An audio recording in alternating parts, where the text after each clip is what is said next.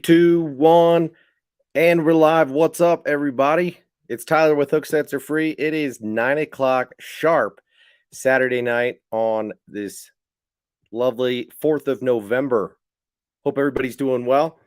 I didn't give really anybody a fair warning that I'd be jumping on here, although Michael Bradley either was in here or still is. But what's up, Michael? How you doing?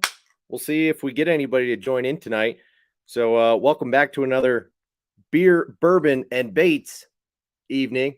I've got a local beer here from Upslope Brewing Company. This is a West Coast IPA. Tasty but very hoppy. I mistakenly bought it thinking that my buddy who came over the other night likes West Coast IPAs. Turns out he likes East Coast IPAs. I goofed up on that. Oh well. But I did buy this bottle because he is a big bourbon fan as well. And this one is pretty special. Not the traditional Knob Creek 9, but the single barrel reserve. It comes in pretty heavy. It packs a punch. Where does it say on the bottle? 120 proof.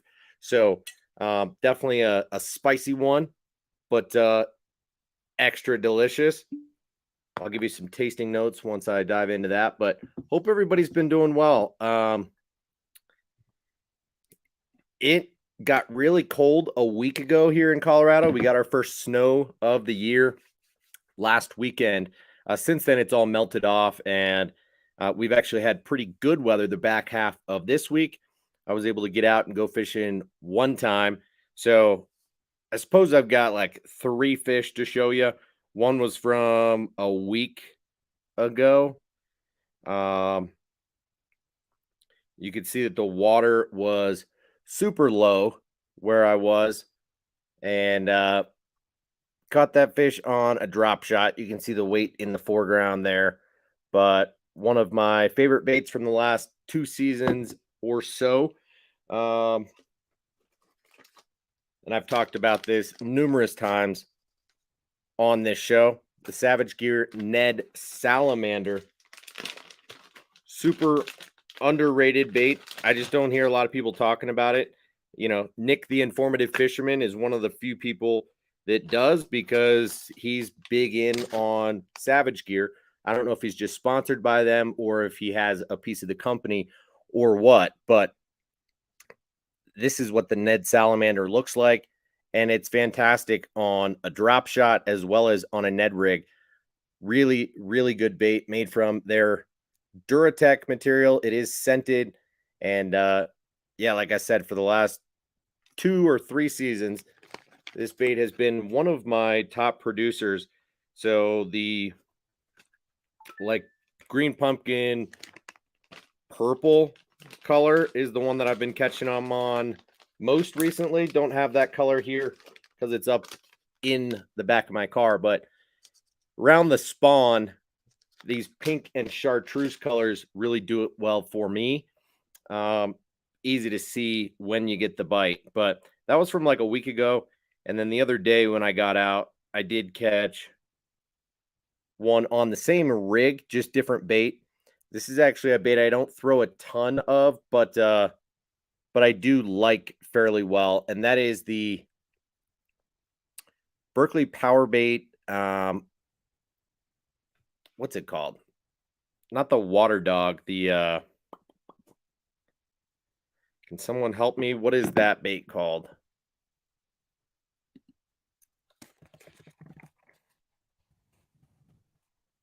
Water Bug? Yeah. So I was kind of skeptical about that bait when it first came out. But I actually do like it. You know, I was skeptical because the consistency of the plastic is a little bit denser, thicker than I typically like, especially on a drop shot. But it swims well. It has like some kicker feet on the back, as you can see here. These dudes will kick with minimal resistance, and it's got that flat bottom, so it's got pretty good posture in the water, especially when fishing slowly. The water was very cold the other day, but it was pretty clear, and Yeah, got that one to bite and then caught a dink swimming a weightless. This guy looks like a spotted bass, but um, don't know if he actually was. But that was I was just working with what I had in my bag that day. I didn't know I'd have an opportunity to get out. Um, got off of work a little bit early and just went to a nearby spot. So that was this punch bug from Strike King, the Rage punch bug, which I haven't had a tremendous number of opportunities to fish, but it has a really good kick on it. And when fished weightless, you can swim that thing through the top of the water column, which is exactly what I did. And got a couple to play and landed one. So the fish were hanging tight to cover because it was high sun, but there were one or two that were willing to chase. The rest were pretty sluggish because of the water temps and it being so cold. So did have to slow down. Caught that first one on the drop shot. But yeah, minimal opportunities to go fishing for me these days. And honestly, I'm probably 2 weeks away from it freezing over. Kind of depends on what the weather looks like. This next week should be good for me. So hopefully I'll be able to find an opportunity or two to get out before it gets too cold. But quite honestly, I'm almost at the point where like I'm ready to turn over to skiing. Got my kids fitted for their ski equipment for the winter today, and we're going up to the mountains next weekend for opening day at Vail, and should be fun. Let me greet you guys. I saw a couple of other people jump in here. Frank, my man, Bruce, and Brendan. What's up, guys? 505. Good evening. Yeah, the salamanders are sweet.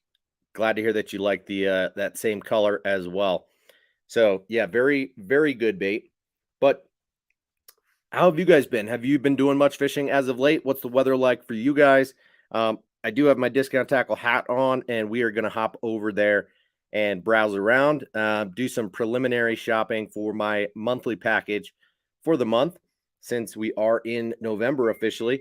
I've got a purchase to make, and I think they've gotten some new things in as of late. So probably add a couple of those to my cart, and maybe we'll just cruise around. If you guys have anything in particular that you either want to talk about or want to look at on Discount Tackle, by all means, we can do so. Trevor Wagner in the house. What's up, dude? And as always, the link to Discount Tackle, my affiliate link, is in the description below. So if you have any interest in making a purchase at Discount Tackle, by all means, please use my link. I would greatly appreciate it, but no pressure whatsoever. You know, Discount Tackle is a great place to shop year round and not one that you necessarily need to wait for particular sales going on. There are always sales going on at Discount Tackle. There are certain brands that are discounted all the time, and then they run sales a little bit more frequently than other places. So while a lot of us historically have waited until, say, Black Friday or other particular times of year to make bigger purchases, a few years back, I just decided to start making more regular purchases from places like Discount Tackle, where I could buy the stuff that I wanted for the most part and save money whenever it was in stock, whenever I wanted to get my hands on that stuff. So keep that in mind. Cheers, everybody. This is the Knob Creek 9-year single barrel reserve. Even has that fancy wax label at the top, kind of a la Maker's Mark, but 120 proof single barrel reserve. I think their normal Knob Creek 9-year is a 100 proof. So this is a little bit spicier. A lot of bit spicier, but honestly, it drinks more like 110 proof, and I quite like it. So actually really like it. I just don't see it around all that frequently. And You can see on there it is signed off by Fred No himself. Um, the No family is legendary in the bourbon making industry. So Booker No, and now I don't know if it's his son or his grandson, but Freddie No is the guy that runs the show there. So good stuff. We could another time talk like bourbon exclusively. I know that we've gotten off the rails a few times as of late, but tell me what you guys want to talk about tonight, other than a little bit of browsing on Discount Tackle.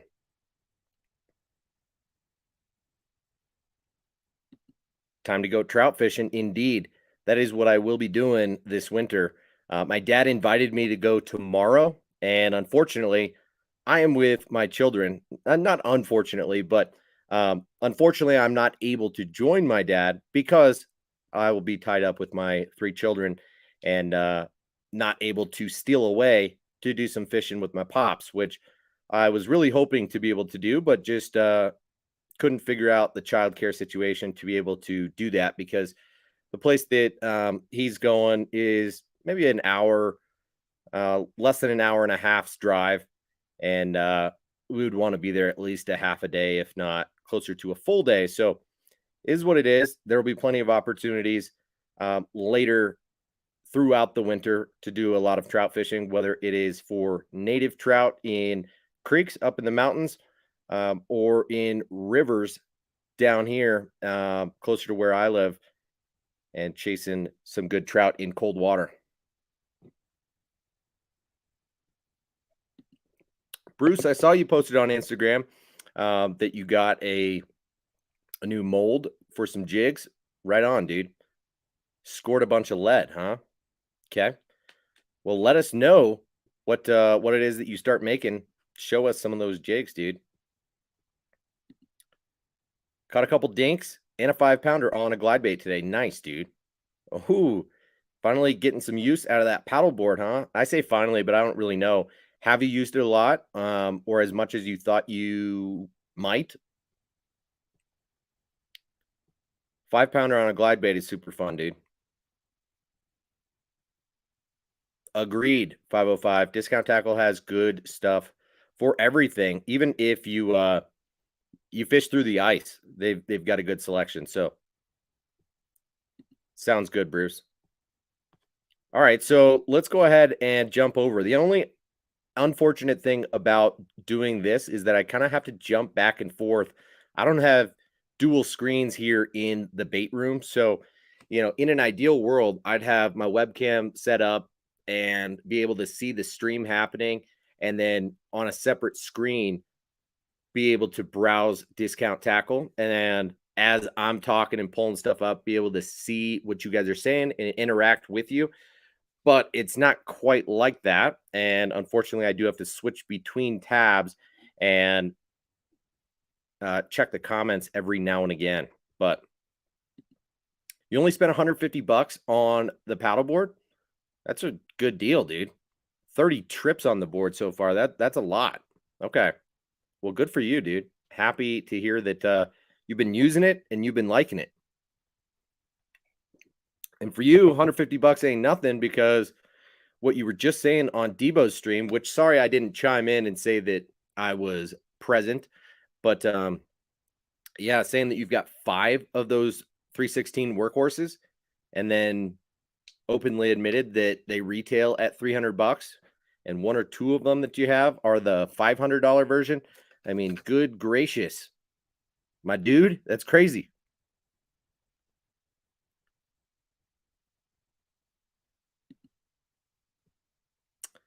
I don't know.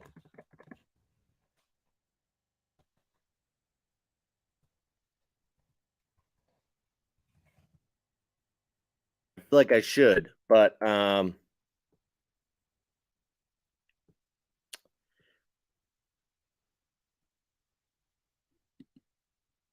so this was a hockey player dying, right? Was it during the game?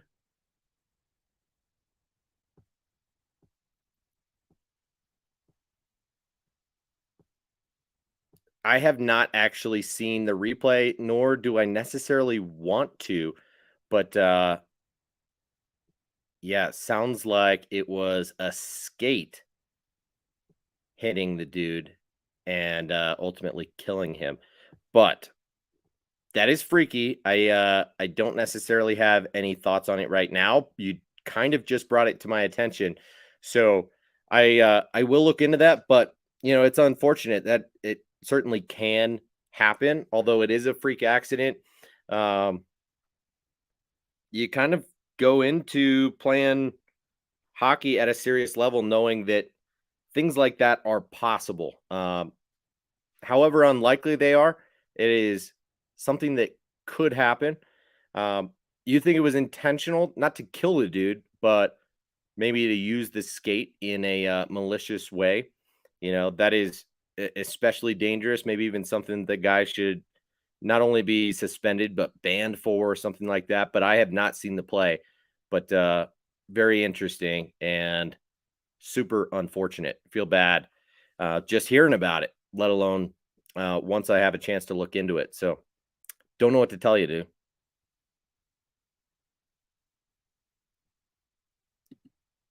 Got to fix the boat for winter fishing. You know what? Most people are talking about winterizing and getting ready to not fish during the winter. So, um, you know, wah, having boat issues right now that you need to fix before you can continue to use your boat during the winter. You wanker.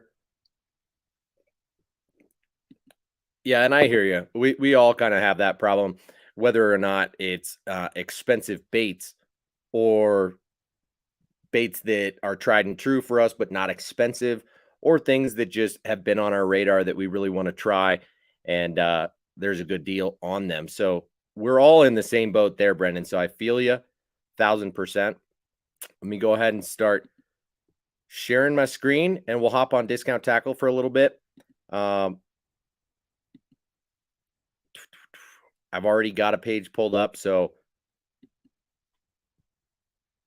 in fact, this is like I froze the shot right here so that I could actually kind of tell whether this was a Laztec or not, because this is the new Z-Man Mulletron line through swim bait, which is cool. It brings together a bunch of different technologies, right? This is a saltwater specific bait, but obviously could be used in multiple scenarios. So you'll see that it's got two different models, a 4.5 and a 6-inch model with a unique sickle shaped hook, the unique bend on there, but it is built into the bait like the um, dangerous swim bait from Bass Mafia, the one that will be pre-rigged and have a line through scenario there. But it's also got a wedge tail on it and is presumably made from Elastec. This is the only spot in this 30-second highly edited video where you see them pulling on the bait, and it's like a split second. Right there.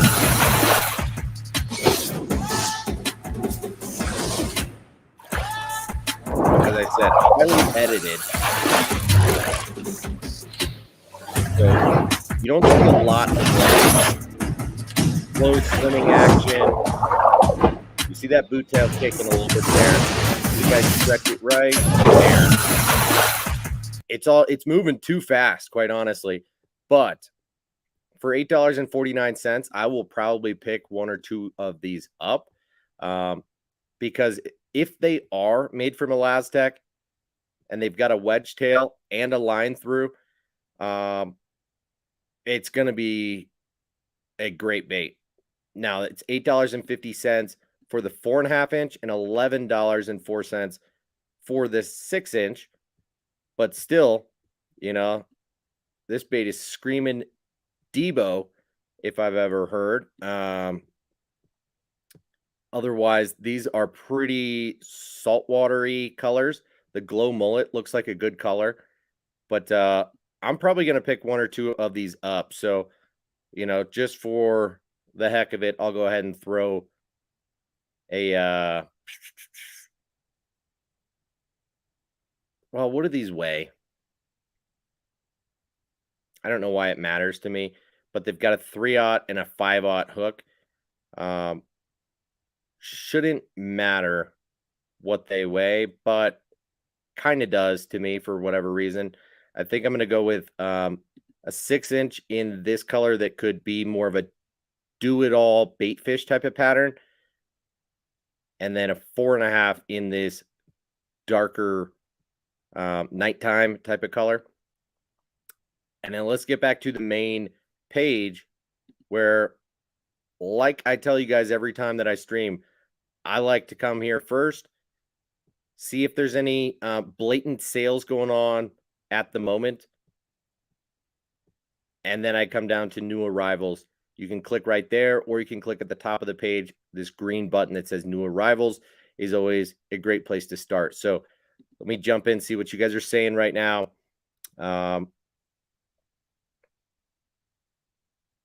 Don't need a stupid boat when the water is hard. You're absolutely right, dude. We do not.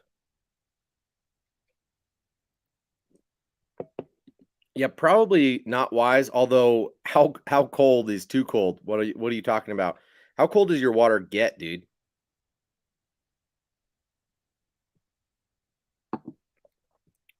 Okay, so first things that jump out at me, there's 4 products from Z-Man, right? The Gobius, I didn't even know this was coming out as a pre-rigged bait.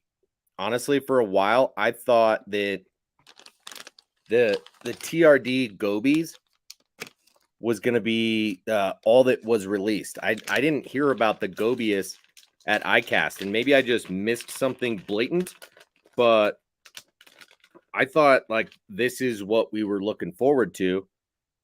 And this is a tiny little 2.5-inch bait with a flat bottom, a la a traditional goby. And it does not have a top fin. Sorry about my ugly finger. I messed it up while getting my kids fitted for their ski boots today. But anyway, I am fairly excited about trying this bait on a drop shot or on a Carolina rig or a Ned rig that I plan to swim, or just on a straight ball head jig. I think the TRD Gobies is going to be a pretty solid bait. I don't know that for sure, but I did pick those up when they came to Discount Tackle a couple months back. You guys saw me unbox that, and I will buy most things just to give them a look. There are other baits that I bought recently that like I'm not jazzed about.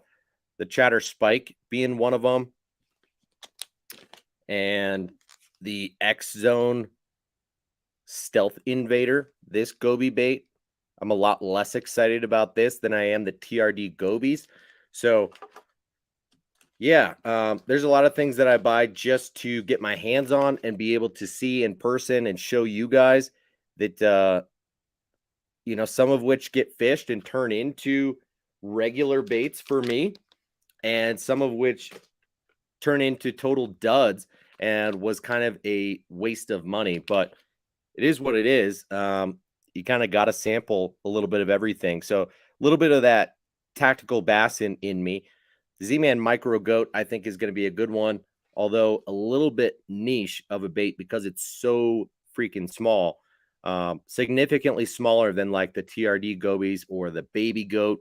That Micro Goat is absolutely micro. It's a panfish or trout style bait, which is why I got that chartreuse color, in addition to the fact that colors were not all that readily available when I was looking at buying them. Wimp degrees Fahrenheit. His water gets into the high 40s. Interesting. I wouldn't quite think it would get that cold, but I maybe believe you. How cold do the outdoor temps get, dude? You're absolutely right about that, 505. That was going to be my next comment is just saying, I didn't know that Z-Man was going to come out with a dark sleeper type of bait. So Megabass did it first. Berkley copied them.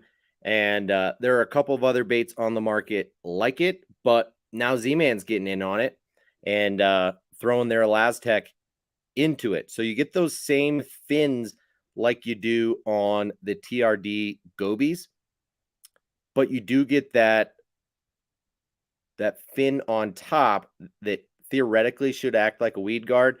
Now, it very well might not, which is one of my hangups with the Dark Sleeper, is that it's not as weedless as was advertised. You know, maybe it hides the hook so the fish don't see it as much. But in my mind, we fish a lot of baits where the fish could see the hook. And that's less of what I'm worried about, and more so just how much does this protect the hook and allow the bait to be more weedless, where it can be fished in and around heavy cover without snagging. So I will probably pick up 1 or 2 of these. I will say they've got some interesting colors. I like this green pumpkin goby, a lot of purple on there. Hot Snakes is a great color in a lot of different baits. And honestly, green pumpkin chartreuse works really well in a few of my bodies of water. Natural goby, this almost looks too much like the one from, is it Savage Gear? Like the original goby bait that was out there. I think maybe even before the Dark Sleeper, but it's like the same exact design, same color. And yeah, PB&J looks pretty good. Perch looks pretty unrealistic and aggressive. This Sexy Shimmer Blue looks pretty legit if you're going to be straight swimming this thing. And then the Deal is always a great color as well. Kind of like that Hot Snakes. Just a really good seller for Z-Man, and I think would be a great all-around bait, whether you're trying to imitate baitfish or crawdads or gobies. Good color all around. So if I could only have 1 or 2, it would probably be the Deal and green pumpkin goby, and that might be what I go with if I am going to get these. But that one looks somewhat intriguing to me, but almost more so just to do a side-by-side comparison and see how weedless it is, how the action is compared to the Dark Sleeper, and just how much more durable it is, how well that harness system will hold up over time. That said, I haven't fished the Dark Sleeper so aggressively to where I've ripped the harness system out. I've just snagged more up than I would like. Now, the micro shad heads, this is like made for their micro shads swim bait and a couple of their other micro soft plastics. So interesting, but probably not quite to the point where I will pick them up. They've got small hooks on them, right? Anywhere from as small as a number 6 up to a number 2. And you do get 4 to a pack, but we're talking $1 per jig head. They look good. So will I get them? I doubt it, but could be worth it potentially if you're straight swimming those baits. Chatterbait Evo is finally at Discount Tackle. Looks good, but almost reminds me, especially because I saw somebody, maybe it was Hellabass, I don't know who, but do an unboxing of this bait here very recently, and it reminded me a little too much of the Bass Pro Shops Chatter Bomb that I opened for you guys just a few weeks back that I picked up recently, about a month ago. And this bait here is the exact same thing as the Chatterbait Evo, right? Of course, I need to trim this skirt down a bit closer to where the bottom of the hook is, but what you get out of this bait is a solid head, good looking eye, and good blade to line tie attachment. So theoretically, you should get a lot of movement out of that blade, which is mostly what you want. But a couple of the features that are important in a bladed jig are the blade itself, the snap itself, the skirt, and whether or not it is hand tied, and of course, the hook. So in this bait, you get the original chatterbait blade. And the same is true in the chatterbait Elite Evo. Um, Now, the snap as well, I believe, is a little bit subpar and not in line with what you get in a jackhammer or a thunder cricket in a nicer snap. So this probably does need to be upgraded. This skirt is not hand tied. So I will wire tie it myself just to further secure it for if and when this banded skirt does come undone. And then this hook is massive. Very big hook on here. I think this is either a 5 or 6/0. It is definitely bigger than what you get out of the jackhammer, and it's not as sharp. It is a decent hook, I'll say that. But I think the Elite Evo is going to be a little bit of the same in terms of feedback. That like it's got the one main thing going for it that they paid close attention to the head and how that blade attaches. So, no, Brendan, I have not grabbed an Evo yet, but like I said with the last bait, I probably will just for the sake of getting my hands on it to do a side-by-side comparison, but I will likely only grab one.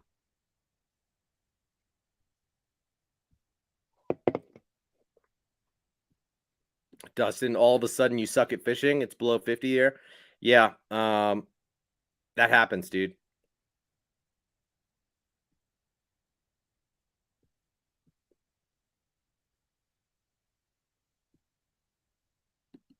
Yeah, you've seen it a few times in the low 20s, but what is average nighttime temps for you in Florida throughout the winter? Are we talking 50 degrees? Or are we talking 35 or 40 degrees? How much does it actually affect your water temps? Because it's still hard to believe that your water temps are getting down to the low 40s in the winter in Georgia/Florida. I know you don't necessarily love it when people call you a Florida boy, but I think that's how we all see you. Yeah, isn't that insane?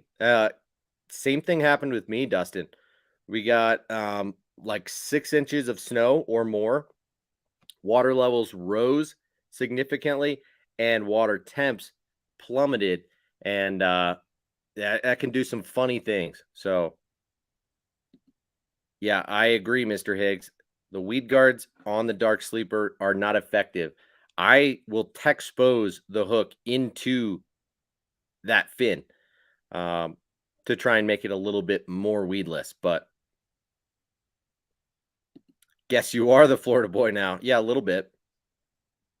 All right, so let's look at the Evo.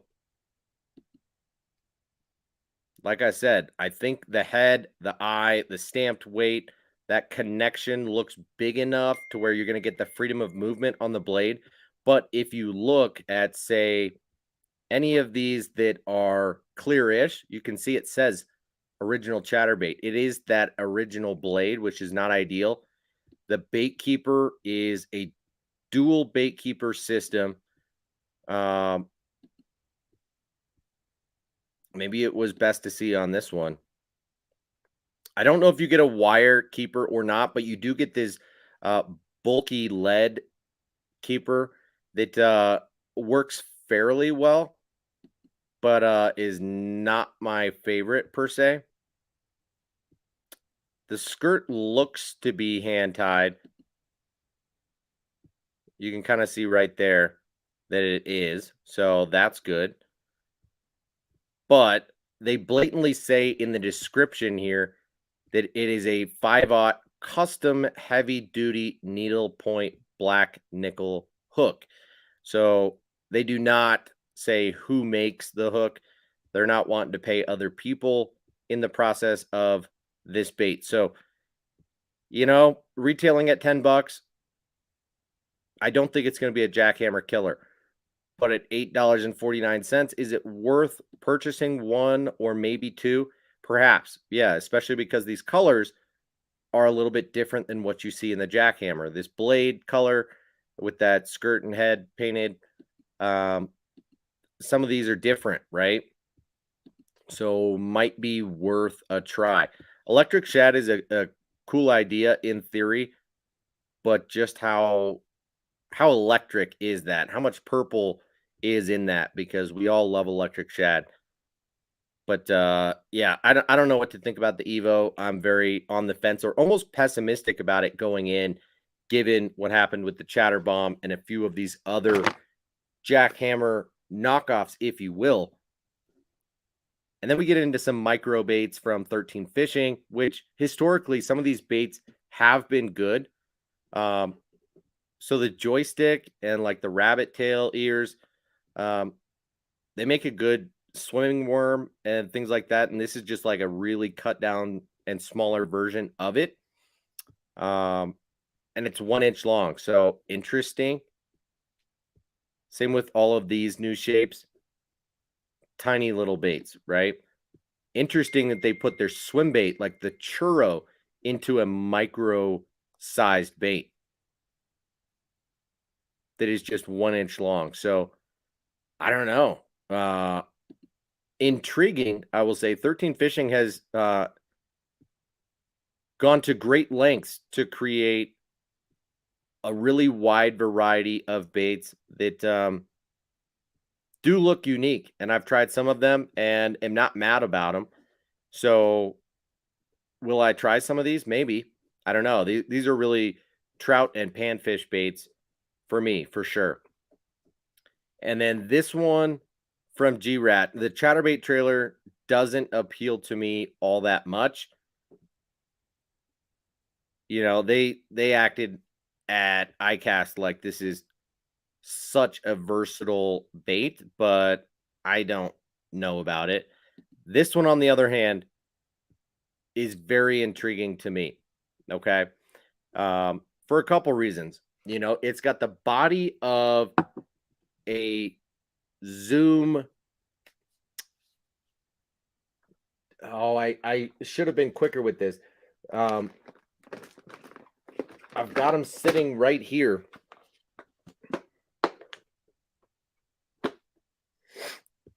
Name this bait right here.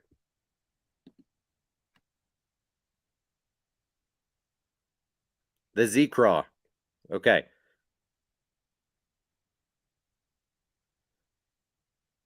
So this is the Zoom Z-Craw. Tell me that's not the same body. Hellabass in the house. What's up, dude? No, you think Z-Man's got a BBK hook in there? I don't think so, dude. More like a BBC hook. No way, dude. Dude, I'll soothe you to sleep tonight. You've had a couple beers. How about we have one together tonight, dude? Which bait is it that you hate that I'm showing, Hella? Was it the Z-Man or the G-Rat? Full Hella honesty tonight, no filter. So are you talking about this bait right here?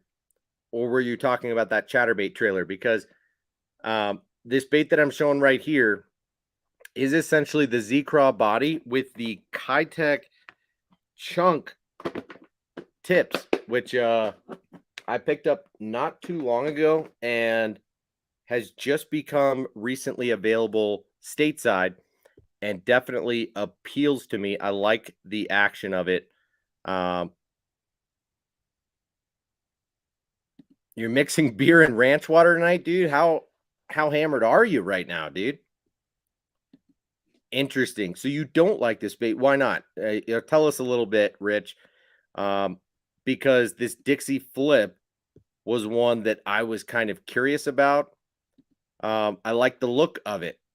Why do you say it's not the same body as this one?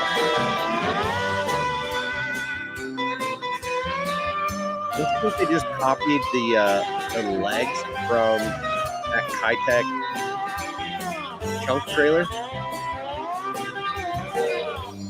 Which I wish I knew where they were right now, because I did get a couple packs of them not all that long ago.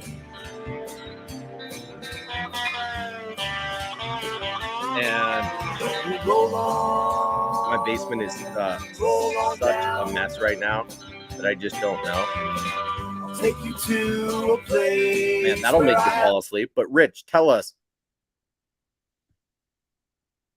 Rich, tell us, my man. You hate all JDM soft plastics? Yeah, I hear you.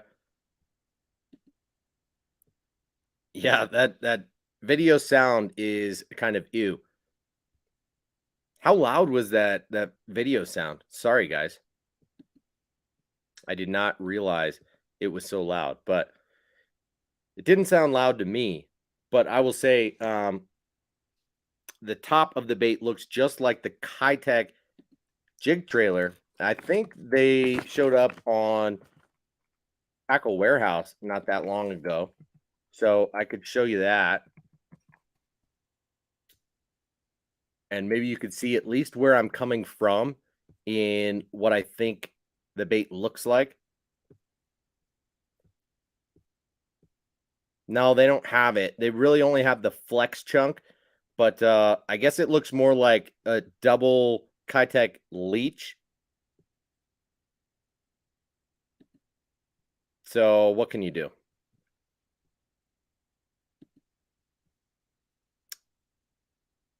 Okay, well, fair enough, dude. That you might be right there. Now, does the hookup not ship pretty quickly to you?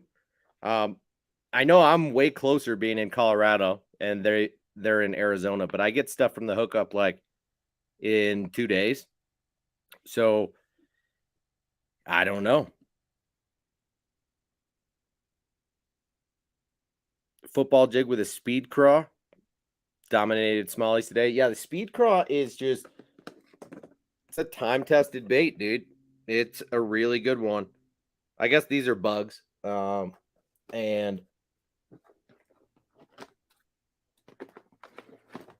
these are craws. But I agree. The speed craw has been a go-to for me for years and years.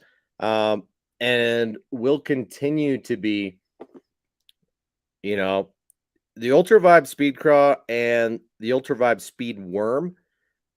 I don't know if they will ever come out of my regular arsenal and you know, go-to selection of baits. Now, I do have the Speed Craw chunk or this whatever it's called, the Zoom UV speed chunk. I don't know what they call it, but that one's good, but I definitely prefer the Speed Craw in general to the chunk and the way that hooks tend to hold them, stuff like that. So, I agree. Matt needs some swag from the hookup. Needs a little sponsorship or something of the sort. Yeah, why is nobody jumping in with Rich right now? Rich is drunk and chatty, and none of you guys are, in on the banter. Omnia Premium has baits on my steps next day for what I need. That is legit. Now, that said, you are right near Omnia, correct? So being geographically close to where you're purchasing the stuff from does make a difference. That's for sure, right? I mean, we've noticed that with Amazon, for God's sakes. They have a warehouse here in Colorado now. I can get stuff same day off of Amazon, and it's pretty awesome.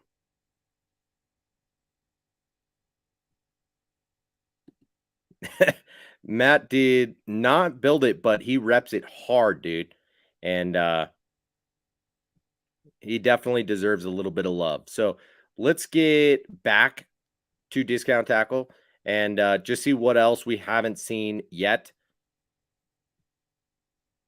I feel like there was a frog in here recently that they got that Hella recently talked about. Now, the core tackle hover rig and their hook, where did that hook go? Maybe it's sold out and I didn't notice it.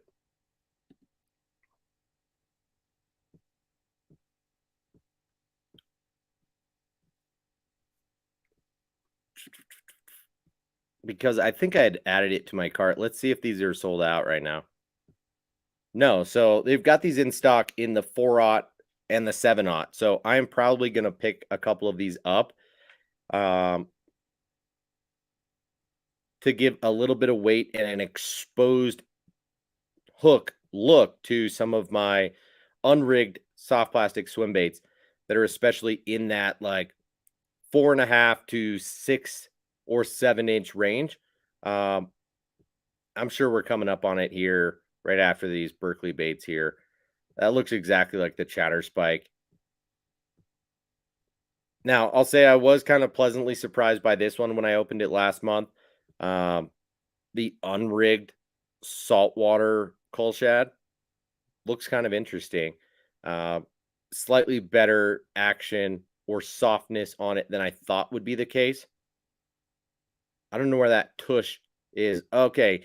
Hello. What did you actually think of the Swamp Lord frog? Are you pleasantly surprised by how that thing is built? Just seeing it, or would you halfway recommend that people pick some up or no? Now, I know that we're past frog fishing season in 90% of the country, but what did you think about that bait? Would you get it again or no?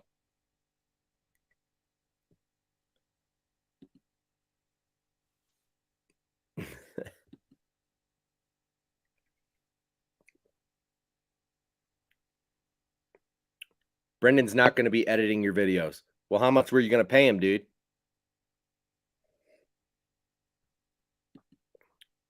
Who's GF?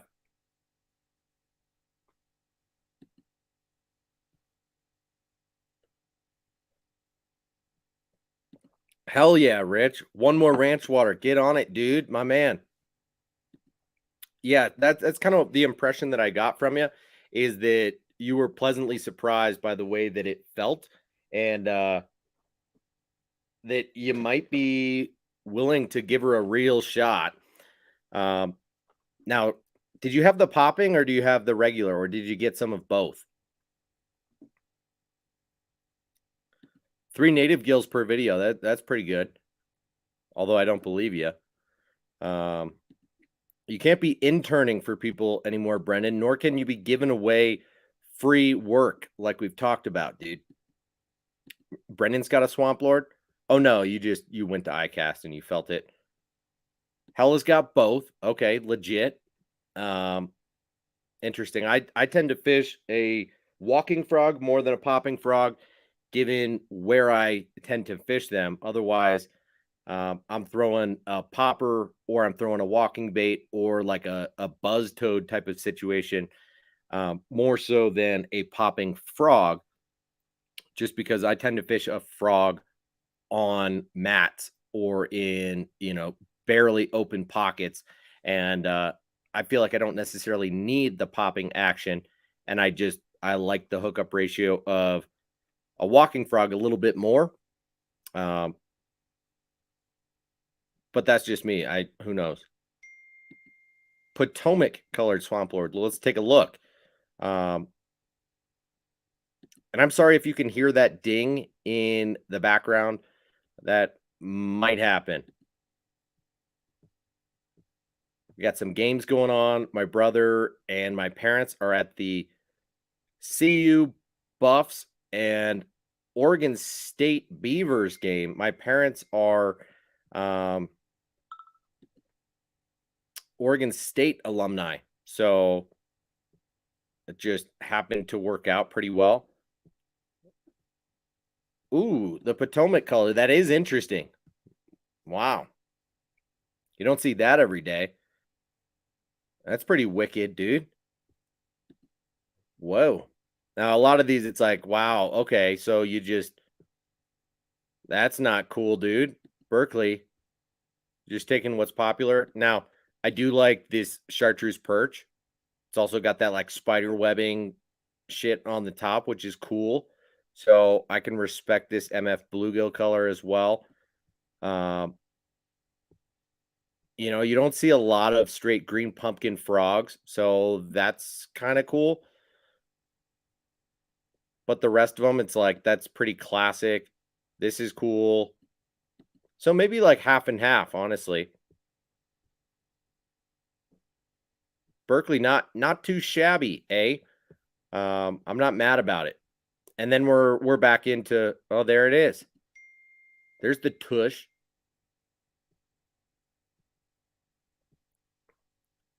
The tush. So yeah, I can see this working well on a few different baits in particular that I think I'll give it a go on the Baby Boom Boom. I'll give it a go on the Scottsboro. I'll give it a go on the Mag Drafts and on the Bariki Sheds. Holy shit. Sorry that my text chain is just popping off right now. I'm not happy about that, and I wish I could silence it.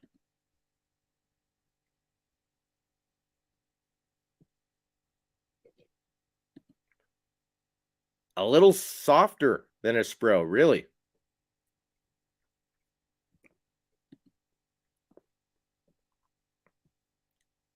Oh, is that Potomac color not available in the walking version? Interesting.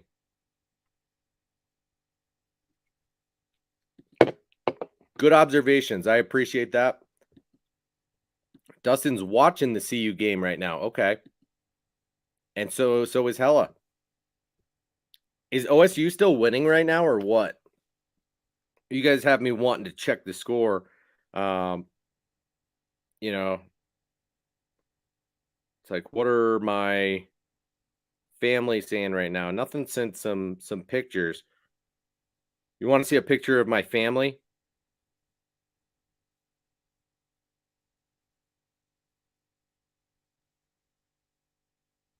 Probably not, but you'll get to anyway. See my parents repping Oregon State.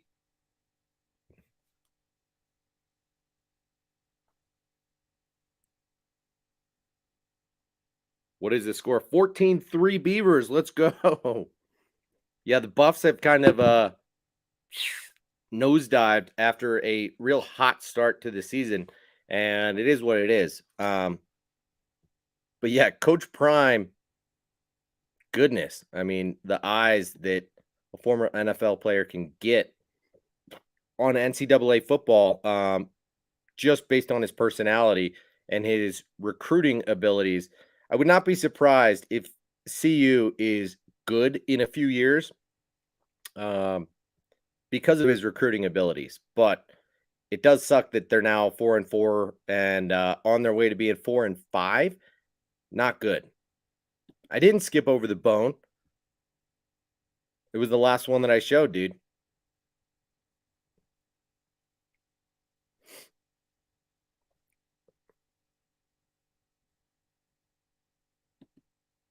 Interesting. You've thrown that hook in the Jackal Rhythm Wave. Feels like there's not perhaps enough room in the bait.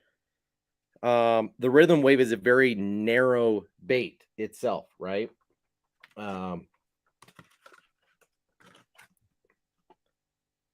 Like even in this big dude, you see that it's once it gets a weight inside it, that thing is going to change shape and maybe even change the way that it swims a little bit. So I almost feel like too much hook is going to be coming out of the top of the bait with the Rhythm Wave as what should happen with that hook. But that's just me. I don't really know. I just figure you could even throw it in a Scottsboro yum type of bait, but I think it'll really excel in mostly these types of baits right here, like the 6-inch Mag Draft Freestyle, the 6-inch Scottsboro, the 6-inch Boom Boom will be baits that it will do really well on because of how much body there is with the size of those hooks coming out the back of the bait. But, and Hella makes a good point. I think also with a, a hollow body swim bait could be the deal as well. I've seen that maybe even on like the description to the hook. I don't know where I saw it, but let's see if I can just show this without playing the video. I felt like Nope. Of course, it's Johnny showing. And this is an informative video, but that's not where I saw it. I don't know where it is that I saw the tush being thrown on a hollow body, but not a bad idea. So we talked about the dangerous already. You know, a couple of those baits that I already did pick up. The Gremlin looks surprisingly good, especially on something like a Carolina rig. I think will be a really solid bait, and one worth having. This World Rush, Matt was saying that I should get it, but I don't really want to pay the piper for that right this minute. Scented Jerk Shads, I already know will be a player, right? I think I only picked up 1 or 2 packs of it, but especially in this electric shad, yeah, it's one color that didn't already exist. If you look at like the Strike King Baby Z2, they've already got a lot of these colors. And, particularly the Smoky Shad, the Smelt, the Shiner, the Pearl, the Blue Glimmer. But the electric shad should be legit. And this size is just going to be good. So as a neutrally buoyant, small drop shot shad style bait or minnow style bait, it's going to be really good. I almost considered throwing the Sakamata shad the other day, but the water was too cold for it. I didn't want something quite that erratic. So I went with the straight swim of the weightless Rage Punch Bug to do the trick for me. And it worked.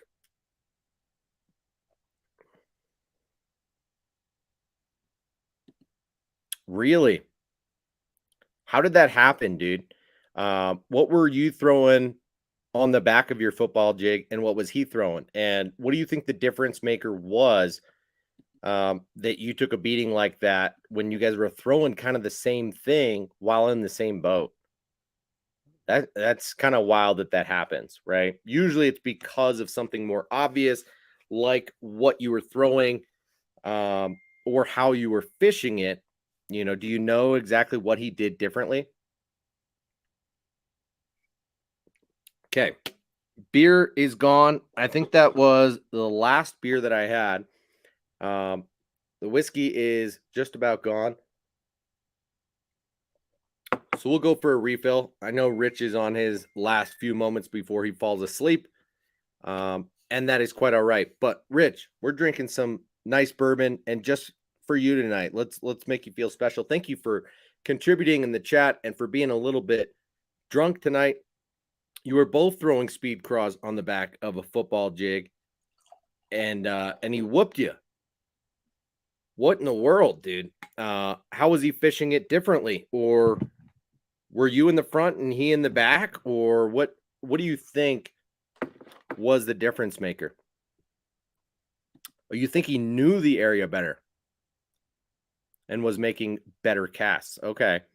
That certainly could be the case, right? If you're just like willy-nilly casting, and he's more pinpoint casting and knows where the fish ought to be set up relative to that small spot, it could make a difference. But damn, was that a body of water? Like, were you in the back of his boat and he was taking you to spots that he already knew?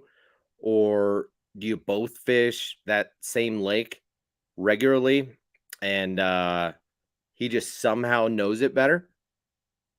Sorry to rub it in. I'm not trying to make it worse than it already is. I mean, for God's sake, you're drinking your sorrows away right now, dude. But let's just say you got to fish and a lot of us didn't. So don't be sad about it. Cheers. Drink those sorrows away. Get some good sleep tonight. Thank you for hanging out.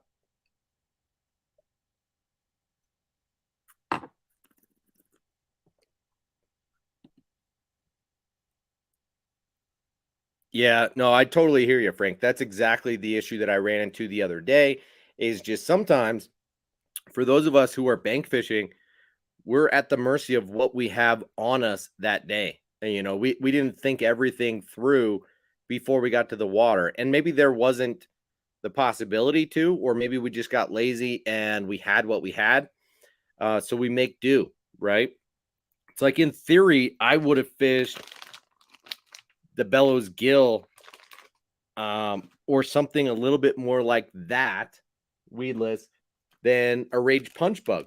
But I just got lucky that when mixing up the retrieves, the fish were actually more interested in chasing the bait out from where they were in that high sun, even in cold water, than coming out to grab it as it was falling super slow on a weightless presentation when I would pitch it right to where they were and let it fall down a little bit before I'd start swimming it out. They were chasing it out. So, you know, sometimes you get lucky. Sometimes you just have to make do with what you got. And so glad to hear that that tush swim bait hook worked just fine on the rhythm wave. Interesting to hear.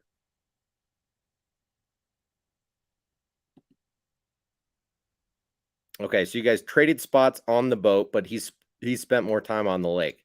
Roger that. And good on you for admitting that you took a beating. And no problem, dude.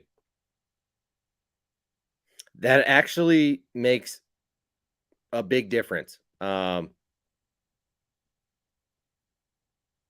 Is confidence in a particular presentation. You know, it's like Debo hates a football jig and hates a drop shot, but probably could catch a lot of fish those ways, even though he's fishing from the bank. But he has it set in his mind that he's going to get them hung up. And so does that mean he's going to get them hung up? No, but does that mean he's going to fish them differently? Yes. And so he's probably less likely to be patient when he needs to at the beginning and middle of a retrieve before he really gets to the snaggy parts and then just bring it in and retry. But I don't think he's giving those presentations the time of day that perhaps they deserve. So you're absolutely right that some people they have the confidence in the presentation and straight out of the gate can whoop somebody because they know what they're capable of. And if you're like on the fence about it, or, you know, it's a decent presentation, but not maybe your first choice, that other person's probably going to take you to the house for sure. Yeah.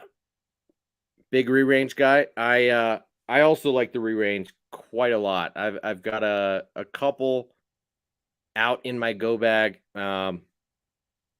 That perch color I really like. Where's my jerkbait box? I don't know.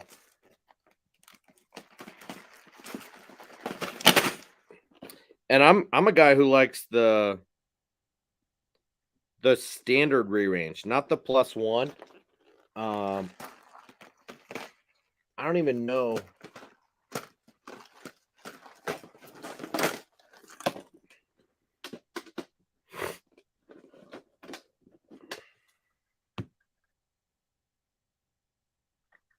Do you throw the standard standard 110, or do you throw the 130 more, Rich?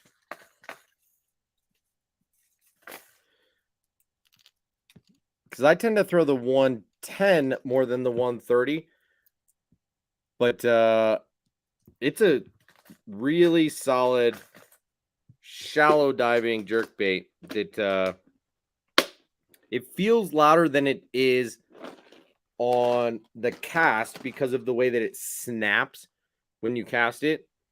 But I find that it's got a good aggressive but not overly so action to it. You throw the MR. I don't. I throw the regular, but confidence can be a very powerful tool. You're right about that, Julie. Julie, I don't know that I've seen you in here before, but thank you for joining in tonight. Good to see you. Yeah, I think we are all kind of in that same boat a lot of the time, that it would be nice to have the same confidence in a big bait that we have in a medium-sized bait. But it's hard to do that until you get to the point of actually crushing them on the bigger bait, right? Like, I think a lot of people would prefer a 4 or 5-inch spark shad. And unfortunately, I don't know why you can't get this anymore, or why they maybe stopped producing it, but the 7-inch spark shad from Megabass was and is a really good bait. And I'm going to send some of these Brendan's way, and he's going to start mass producing them. So if ever you want to try the 7-inch Megabass spark shad, send him a message. If you throw BKK, you can make this weighted or weightless. And yeah, the 7-inch spark shad is a really good bait. One that would go super good on that tush as well. So it's funny that they call it the tush. Am I right?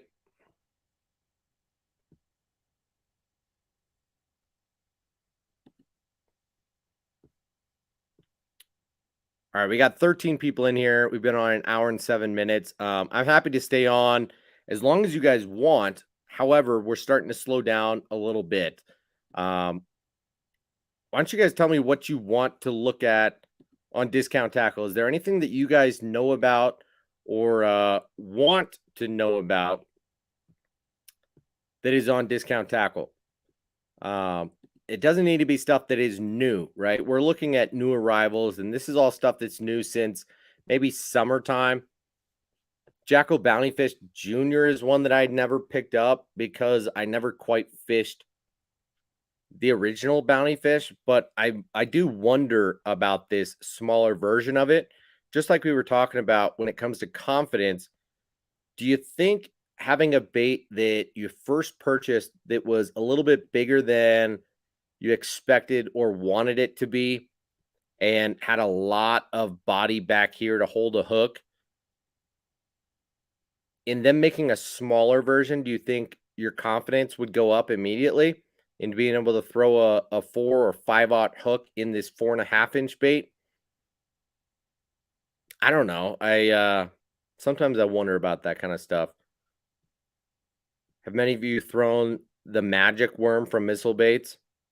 That's one that I do not have. Obviously, the Spunk Shad is great. I prefer the 5.5 over the 4.5, but both are good. I prefer the Frosted Purple, which is sold out. Green Pumpkin Delight is great as well.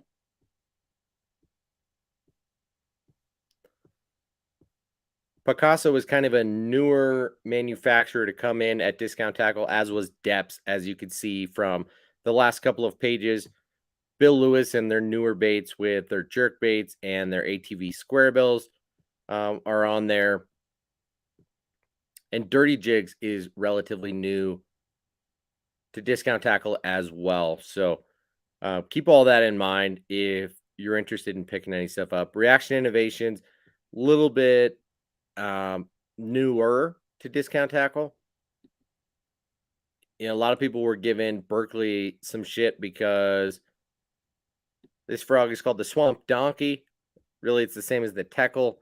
Um, if you didn't already know, Reaction Innovations and Teckle have a long history together, but the Swamp Donkey and the Swamp Lord have very similar names. That's about it.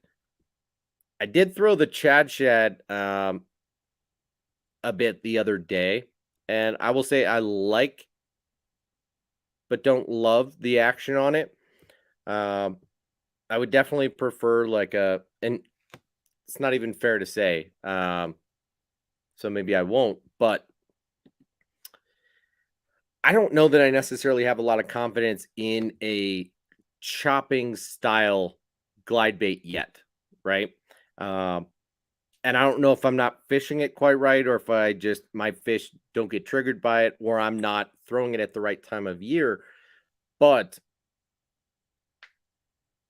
I kind of want more of a meandering style glide bait than a chopping style glide bait. Hey, thank you, Hella. Appreciate that. Thumbs up reminder, everybody. If you haven't already, hit that thumbs up button for me.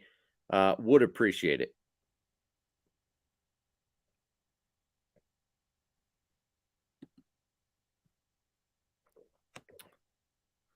Yeah, I'm with you there, Hella. That it's an interesting bait, but not in like a blow your mind, gotta buy more of type of bait. So I am curious about it. I think the 4.5 could be good, but I don't know about that. Wacky rigging on a drop shot, my man. I don't hear about a lot of people talking about that all that much. I do it somewhat frequently. I will admit that I nose hook more than wacky rig on a drop shot, but it is a fantastic way to fish, especially if you want to stay in their face and they're either suspended or down toward the bottom. Um, a wacky rig can be an awesome way to get her done. It kind of bridges the gap between multiple techniques, right? Of a drop shot and a weighted wacky rig. Um, and I always find it interesting to combine multiple techniques where a lot of people are just kind of thinking inside the box. Buffs are punting again, dude. Damn. Um, I would prefer for them to make it a little more interesting, but it is what it is. Like I was saying, I kind of like when you can bridge the gap between presentations. That a lot of people tend to think inside the box of either fishing a drop shot when you're in deep water or in open areas where there's not a lot of heavier cover, or you're fishing for bedfish or whatever. Um, and a wacky rig, where you want that slow fall, or you're fishing around heavier cover, but to be able to bridge the gap and do something that neither one of those techniques is necessarily known for or meant to do. That's where you can kind of find some magic. So I respect that, dude. Wacky rigging a drop shot. Well done. Frank says, if you were getting out more right now, what would be the first few baits or presentations you'd be trying? So it wouldn't be all that different than what I did the other day, even though I was limited to what I had with me in my work truck. I would be avoiding top water. I would be avoiding fast moving presentations. So I'd either be throwing a drop shot or a weightless Texas rig first and foremost, and that's why I went to those. But I would also be throwing a shallow diving crankbait right up on the bank if I'm in situations like I was the other day, where it's high sun and fish are either tight under the shade or they're up on the bank. Unfortunate thing is the fish could see me before I could see them, or right as I saw them, the ones that were up on the bank. So it was very hard to actually catch those fish. Instead, what I had to do was parallel the bank and make long casts and work the bait slowly as tight to the bank as I could. So a drop shot's not going to work great in those situations, but a weightless soft plastic will. I would probably throw, and that's where I said, throwing either a wake bait or a super shallow diving crankbait as tight to the bank as I could would be one that I would do.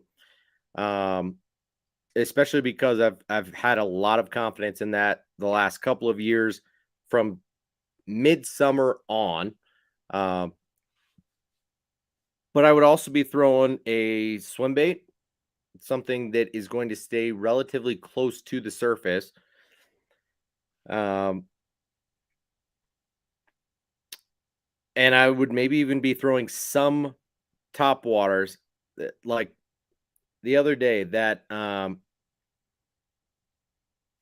there was a Z-Man bait that I threw that so it was the Z-Man Pop Shads. And I was throwing it on fluorocarbon line. Okay, so you have to keep in mind that a few of these things were working against each other. Z-Man Pop Shads is a soft plastic popper meant to be thrown weedless and thrown in a lot of the same areas that you would throw a popping frog. However, on fluorocarbon line, that thing was wanting to dive as you popped it, and then it would come back up to the surface. And so it was doing kind of this unique retrieve. Instead of walking on the surface or blooping and staying up top, it was kind of wanting to go down a little bit. And so then I could work it kind of like a fluke subsurface, anywhere in that like 6 inches to 2 feet subsurface. And that was really interesting to see. I did see a couple fish interact with it, but I could also fish it slowly and bloop it, not pop it quite as hard, and it wouldn't go more than a couple inches deep before coming right back up to the surface. And I could keep doing the same thing. That was really interesting. So I would probably do a little bit more of that. And then something like a buzz toad on the surface, right up shallow on the bank. But I would consider a free rig or a wobblehead as well, just right off the drop off in where I know the bigger fish are dropping down to, and then occasionally roaming up to grab stuff and then coming right back to.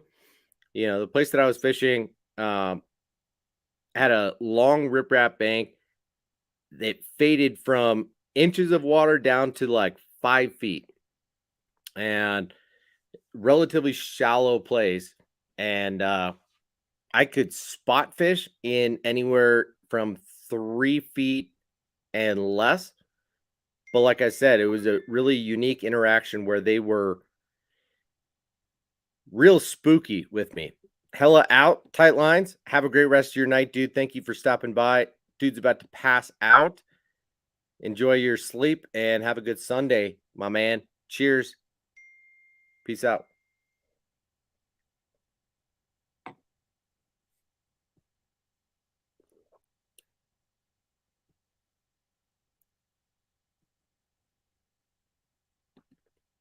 Frank, that sounds pretty sweet, dude.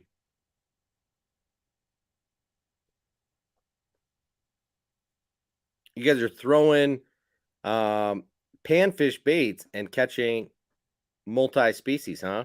That's pretty sweet, dude. Right on. Yeah, I hear you. And that's super fun that your son is actually now like into the fishing and not just willing to go fishing with you and act like he wants to go fishing. And then once you get there, he's like more interested in doing other things, whether it's snacking or looking at nature or wanting to catch other stuff that is not fish. It's hard to teach a kid that it's called fishing for a reason. We don't always just catch them, my dude. With a bullet weight. I don't do that all that frequently. I would throw a speed worm or something of the sort more frequently. Or I would throw a rage bug or a rage punch bug, something like that. But usually not a buzz toad. But that is a very unique take on it, and one that certainly would work. There's no reason that you couldn't do that. 6 cents, 3-inch chartreuse paddle tail swim bait. Wow, going with the small rig, Julie. Nice. Um, so which 6 cents paddle tail is it? Because they've got one that's harder and one that's softer. 505, I have not. Honestly, I don't think I've taken this rig out since I talked about BFS 2 months ago or something of the sort. But during the winter, this will get more use from me. Um, but when targeting trout and panfish. So it was mid to late summer that my BFS setup really got some serious use. So no, that's a good question, but the answer is no. I have not. I've been targeting 2, 3, 4 pounders. Whenever I can catch a decent fish, that is my goal. I am, there's certain times a year for me that I'm really going out of my way to do multi-species fishing, and that is how I see BFS fishing. And it was wild to catch, a giant 6 or 8 pound catfish on BFS gear earlier this summer. That knocked my socks off, dude. That it took forever to fight that fish in, and I didn't think I was going to land it with the gear being this light. I've probably got maximum 10-pound braid to like a 4-pound fluorocarbon leader. So that was quite a ride that catfish took me on. But yeah, I'm a fan. I just don't do it all that often.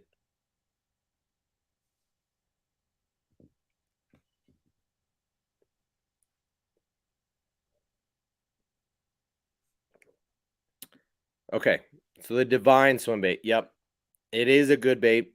That is their stiffer swim bait for sure. I don't know why I'm blanking. I swear I'm not drunk just yet.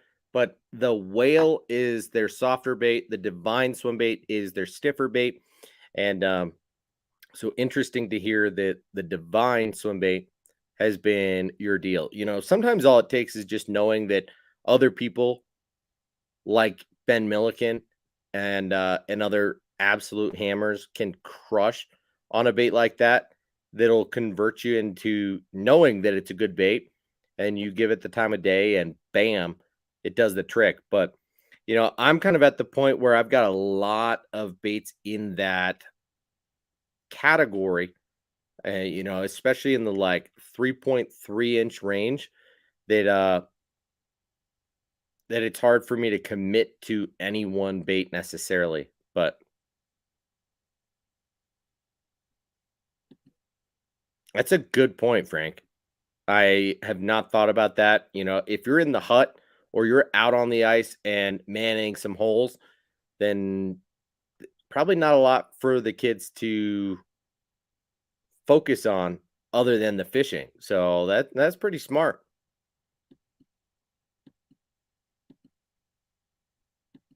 What's up, dude? The baby whale is good, no doubt.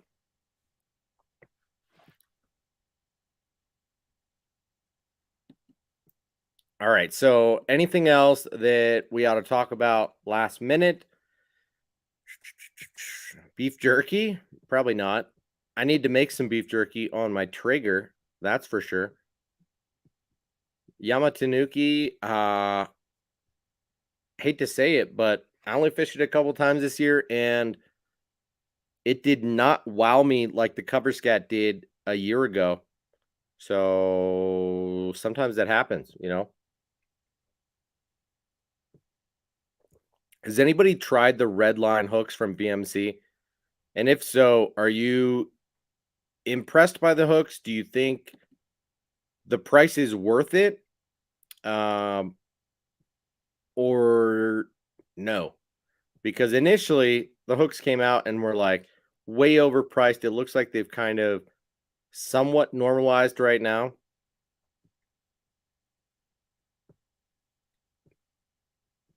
That might be all that we do to browse. That's all that's quote unquote new at Discount Tackle. Again, the link is in the description of this video if you're interested in browsing around Discount Tackle or to check out some good deals. By all means, do that. Clearance is the other place that I sometimes look. Now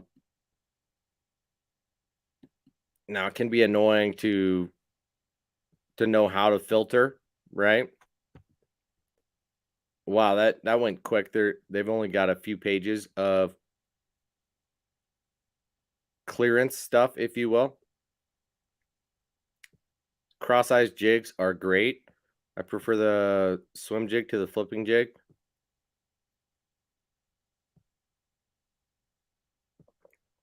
The rhythm wave. There she is.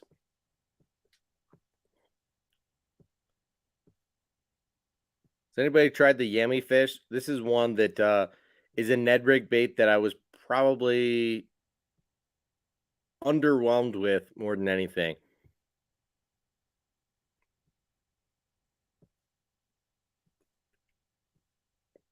So maybe most of these are on sale for a reason. Although I will say the Baby Sexy Dog or Sexy Frog is a great bait, as is the CFL Chatterbait. Those are both on sale right now. And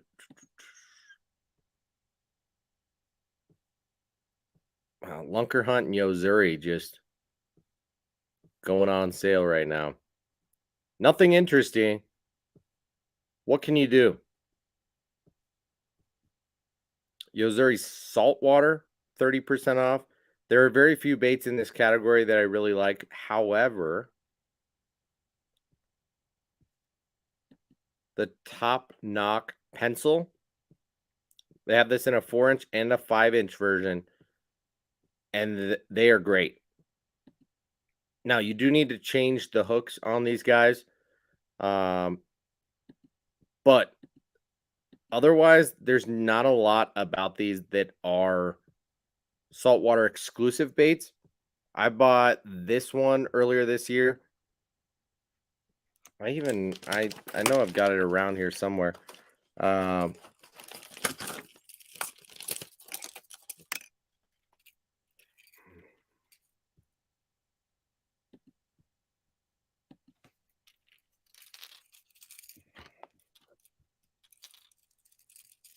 I think this is the Top Knock. Let me see if I can get this hook.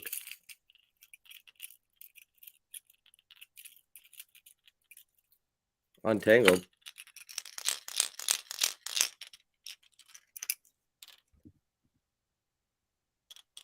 And that's the 4-inch version.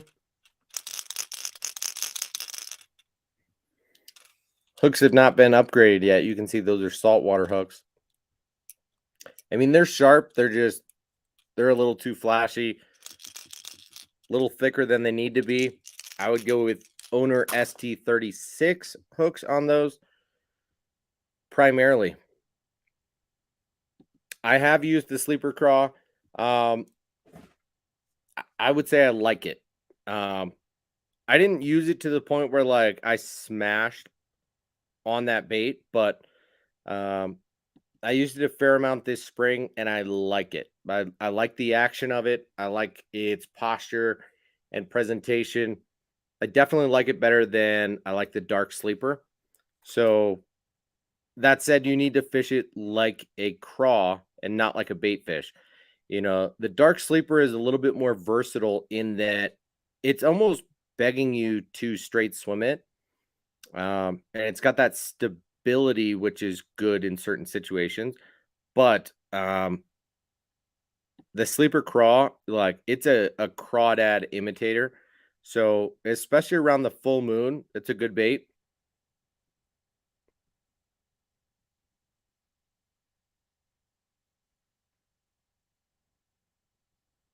All right, guys, we've been on here for an hour and a half. I do need to pee, and the chat has kind of slowed down. We got 14, 15 people in here right now. I really appreciate it.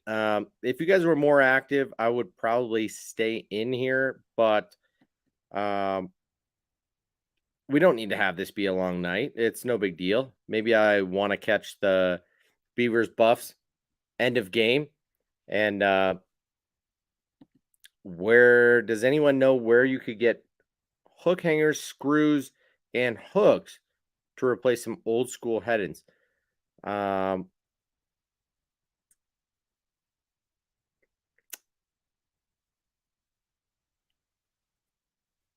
I, so what? You're trying to update some old baits, or are you trying to put split rings on them? If you're trying to just refurbish old baits as they used to be, I can't quite tell you that. I should know because I've seen it before, but you have to go to odds and ends websites. Otherwise, you could go to main websites like Discount Tackle or Tackle Warehouse, things like that, to get the proper split rings and hooks that you need. But hook hangers, screws, and hooks makes me think that you're talking about, just updating old baits, refurbishing them, if you will. So I don't know, Mr. Higgs. I'll give you 1 minute for other people to chime in and let you know if they have any ideas. Otherwise, we're gonna get out of here. Somehow more people are jumping in here. We got 17 people in. It's 10:30. Um, you tell me, should I go pee and come back, or should we call it a night? Yeah, that's tough for me to say, Mr. Higgs. Off the top of my head, I don't know the names of websites that you ought to check out, but if you wanted to follow up with me, I'm sure I could find it in pretty quick time. You could hit me up at hooksetsarethree18 at gmail.com. 505. I don't really fish umbrella rigs all that much. I throw them a couple times a year, and I throw the Yum more than anything, the junior size. So the problem for me is that I've gotten more hung up than I want to, and it feels like a huge hassle um to have to replace it and then to re-rig the entire thing. I don't love that. Um but it is what it is. I don't throw a lot of umbrella rigs. I throw an underspin. I sometimes throw a double rig. All right, fine. I will go pee real quick and I'll be right back. We got 14 people in here. You guys hang tight. Spread the word. See if we can bring more people in here while I'm not sitting here. And I'll be right back. I'm not even going to mute it. I'll just be right back.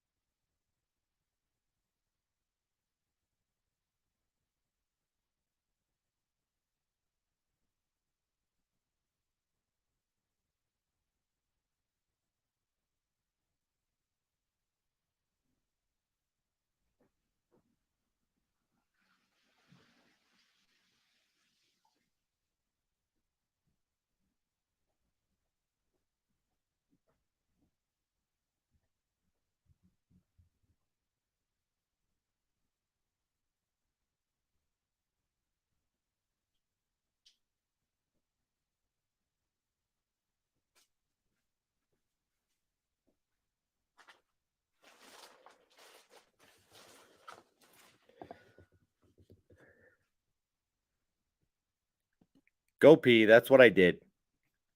I did. I'm back. We lost a couple people, but we're still in here, guys. Frank says, throw swim baits, catch a DD, and tell Brendan about it every day. Yeah, that's what we should all do, honestly.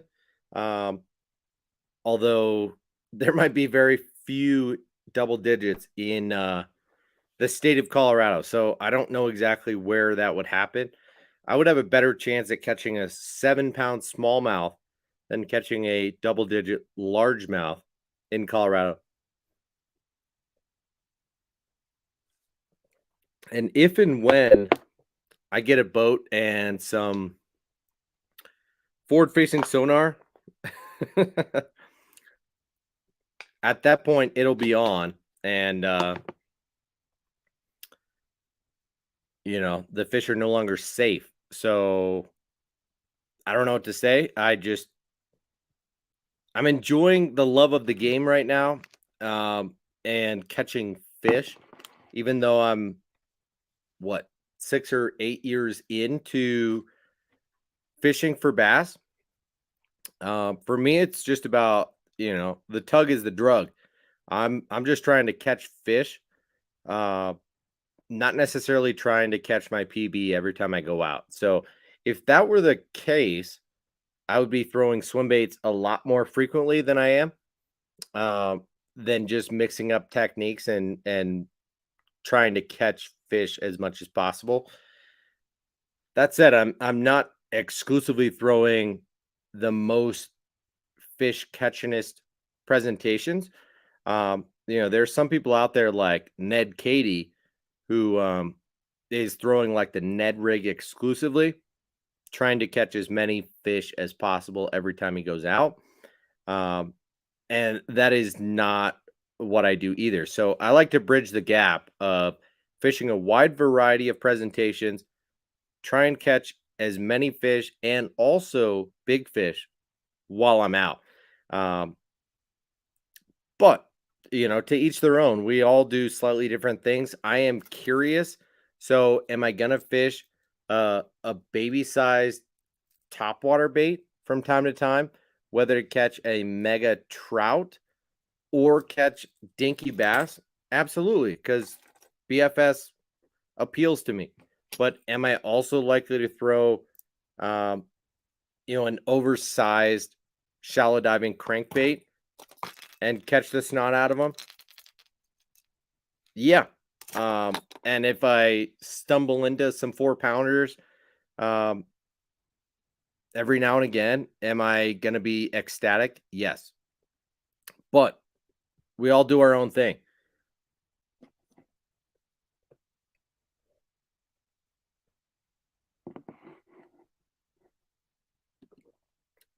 Yup. And that can happen. Those are the risks we take. That's funny, dude.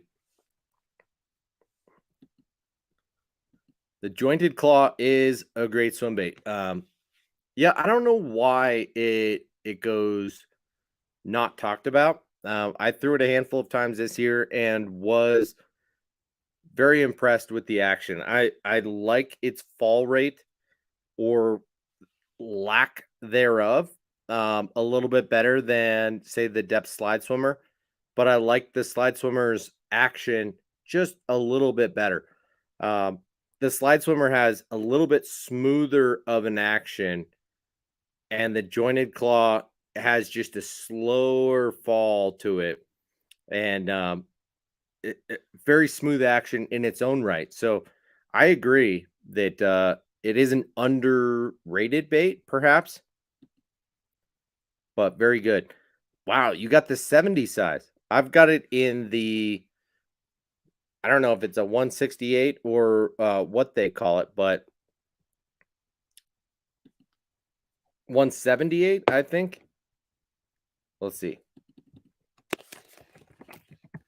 Jointed claw. Yeah, 178. So the pretty standard size that retails at like $70. I think I bought it online from a JDM retailer for like $35, maybe $40, and felt good about that. It's like the white color that they have. I don't know if you can find it locally. Um, but I've got it up in the garage. I know exactly where it's sitting. In fact, its rear hooks are tangled with a Teckle kick knocker in a black color that I caught a few fish on this summer. So the Joining Claw 70, though, a BFS glide bait, is something that I do not have yet. And thing weighs 5/32 of an ounce. That is cute. Almost makes me want to pick one up like ASAP.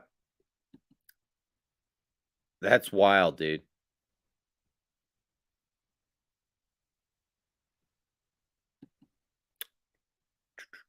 Frank, I don't know that you told me about that, but would I've seen a picture of it on social media or no? That is a really good fish, dude.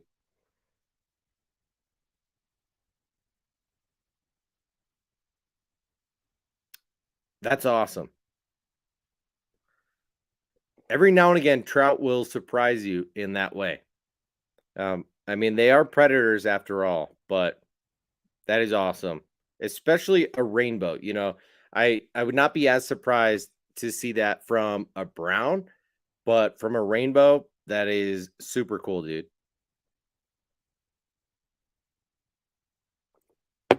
Is that a fact, dude? You're gonna frogfish right now? Get it, dude.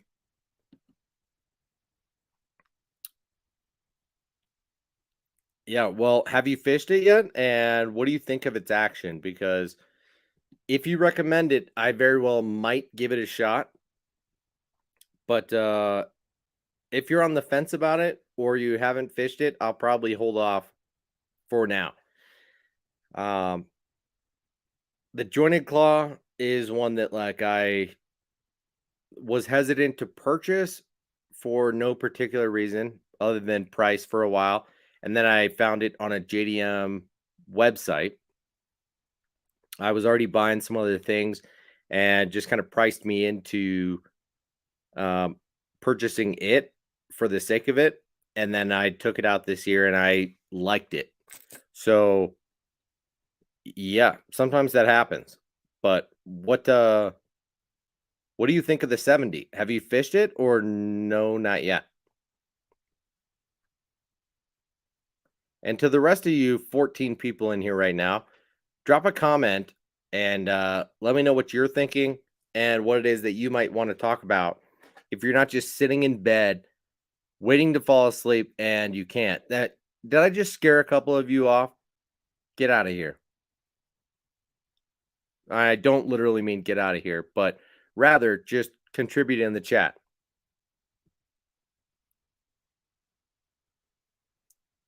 Get out of here, dude. You're not going on a 15-mile run in the morning.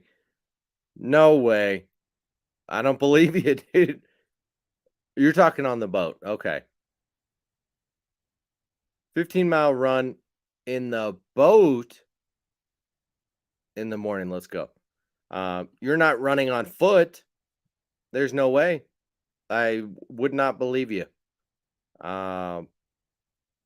I mean, I don't know that there's anybody in this live stream that I would believe if they said they were going running in the morning for 15 miles, over a half a marathon.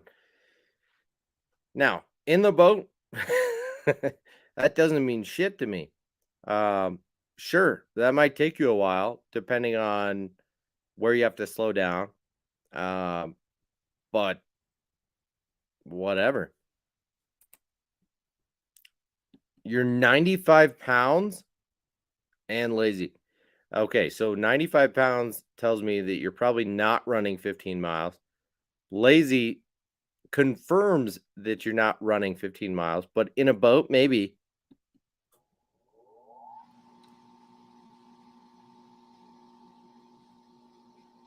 I don't know why the water heater just kicked on.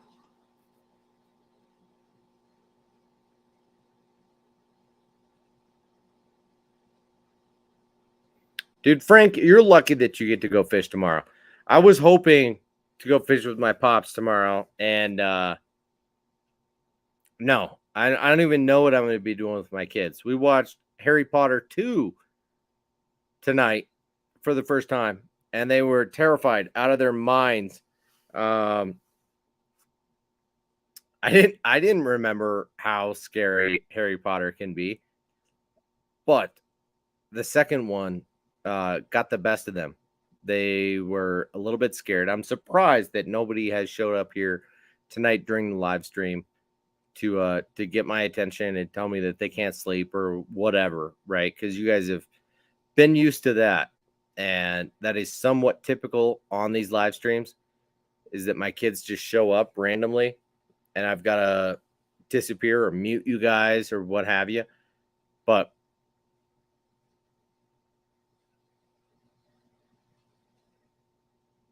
Frank, you are lucky. Blade baits, tubes, big baits. Man, I am jealous. I wish I could be throwing anything tomorrow, let alone all of that stuff. Why not throw a lipless while you're at it, you know? Throw a lipless crankbait and get an extra treble in there.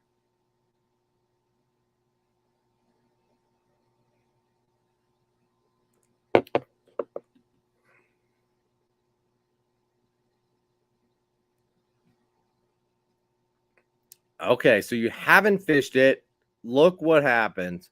You know, all of a sudden, what was on my radar just went boom onto the back burner a little bit. You haven't fished it, but you're gonna let me know. You might catch some trout on it this weekend. Yeah, well, you know, it's like some of the smaller glide baits that I have, like, I don't know, shit. This is probably still 6 inches almost. It's a skinny glide bait. And it's the Weston.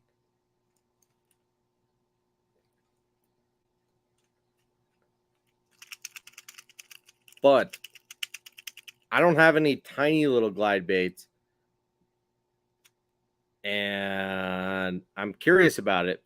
So please do keep me posted once you have a chance, 505. Let me know if you like the action, first of all. If you catch any fish on it, second of all. And 3, if you think it's worth the money. You know, I know that that's a little bit more subjective, but I hope that your feedback in terms of the action of the bait will be legit. You know, if you tell me that it's got some good action, then I'm probably going to believe you. The X70, dude.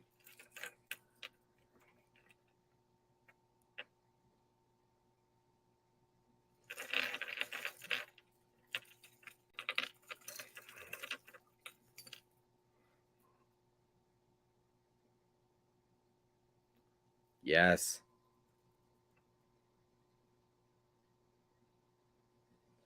The X70 is going to be a good bait. I already know it. All right. Before I had a chance to see it in the water,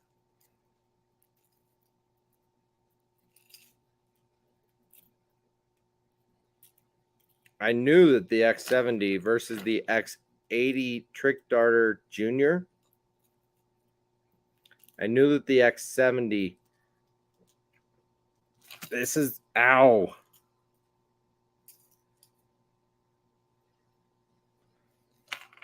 This is the X80 with that fat body.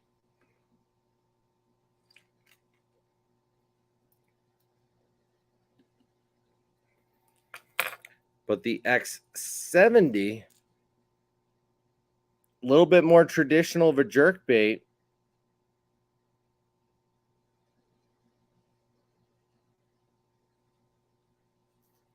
I knew was going to play, right?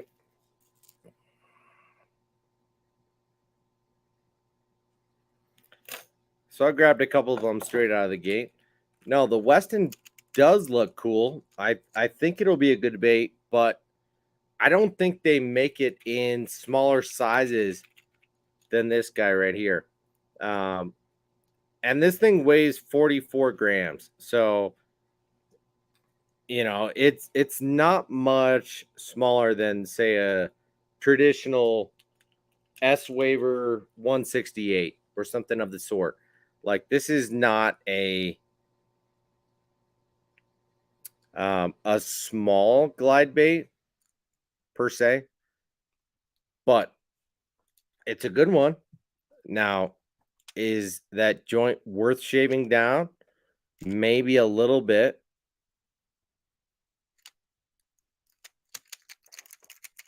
I don't know.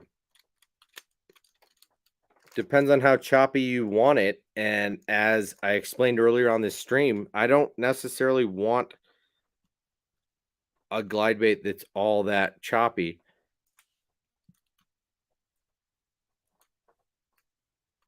I want something that has a medium swim to it at worst, right?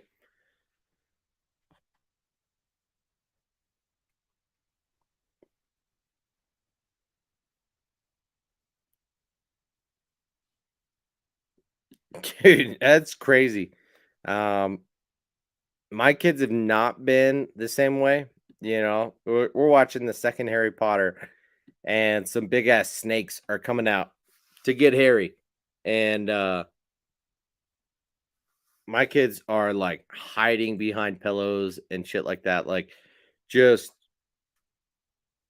scared for their lives. They think that something's gonna happen to Harry and that they're gonna have bad dreams for multiple nights.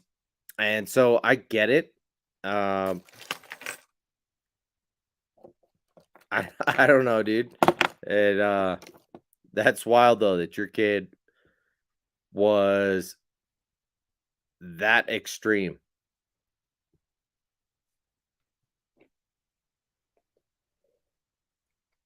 Mm-hmm.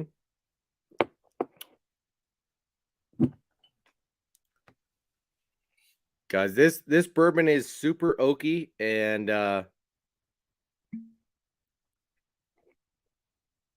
almost can't help it.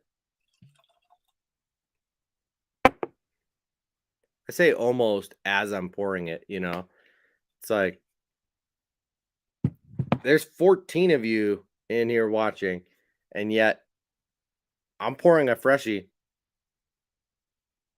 and it smells like straight alcohol.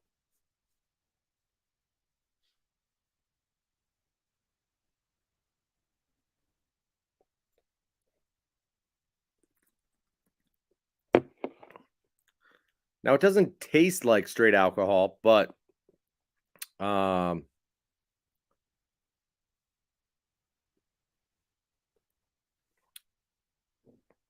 what do I get on there? Um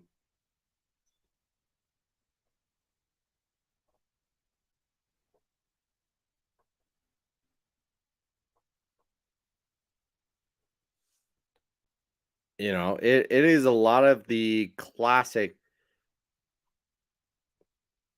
bourbon smells and flavor profiles that I want. So I hate to say it, but this Knob Creek 9 single barrel has a lot of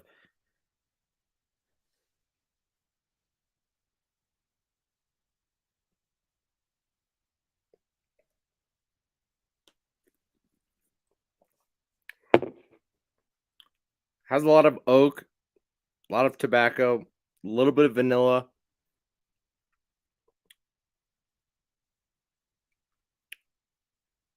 I don't even get cherry or anything fruity out of it. I just get more earthy tones out of it. And it's delicious. For 120 proof, it's kind of what you would want.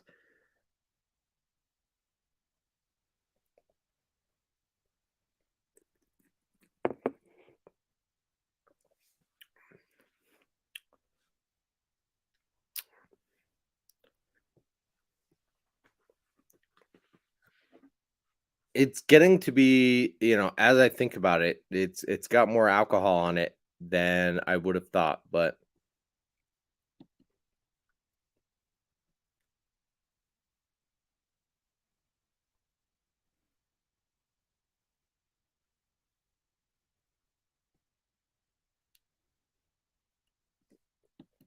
yeah, it's tough. I think you kind of have to in my eyes, there's like two ways to fish the Chad, right? Um, you either fish it at a medium retrieve where that thing's kind of gliding, or you fish it on a chop style and it's walking in place and covering a lot less water. Which I think is the way that the bait was designed to be fished. Um, but that's just me. I don't know, and it's hard for me to gain a lot of confidence in that style retrieve. But I think that's kind of where it comes into play. Apparently,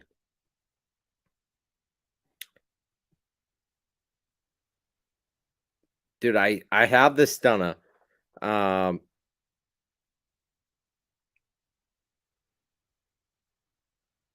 okay, so you're gonna tie on the stunner first, or you have it tied on, and you're gonna bring the re-range and the world minnow as backups. Um, that's a good way to play, although I might go in the reverse order. Is do the stunner first, and then go to the world minnow, and then the re-range last. Unless it's the re-range MR, like Rich was talking about.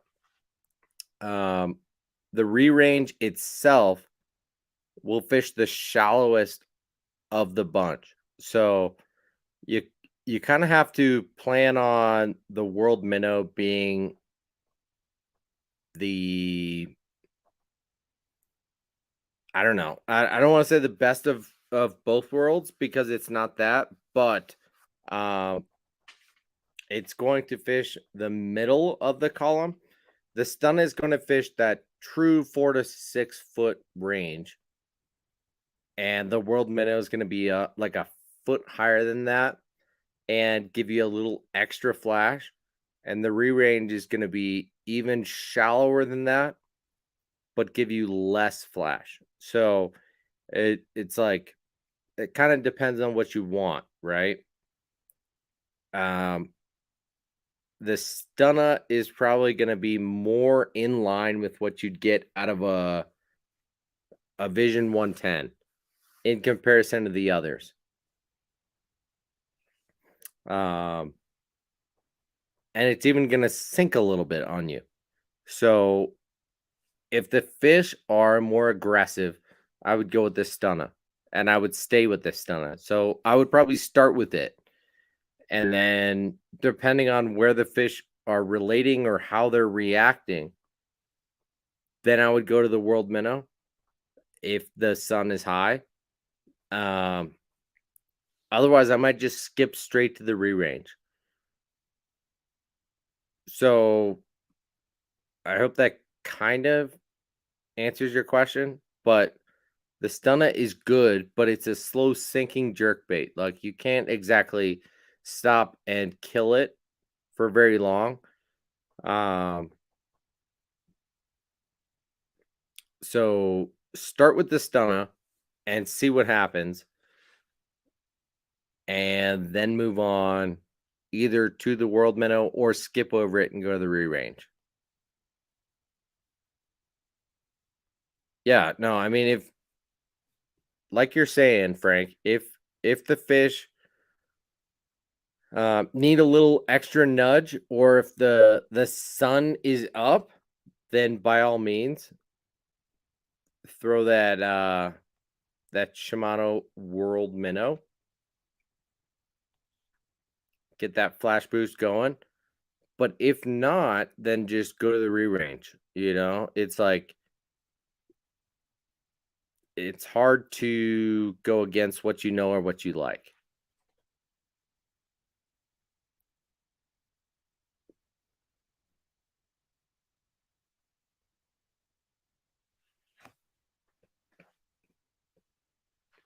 Yeah, that's a good point. I haven't tried the bait on a wide variety of rods. I think I've only thrown it on a 795 Dobbins, right? Um, so thinking about it,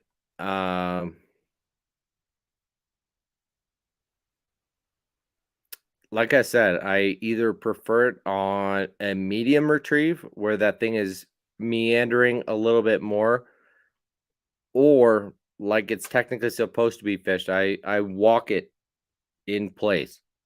Um, and it's more of like a twitch, twitch, twitch, twitch, twitch, twitch, like once every half a second to a second. Is where I'm moving that thing, and it does a decent job of moving on itself, but I don't particularly love its action. And that's me. I mean, I'm sure a lot of people would disagree with that, but it is what it is.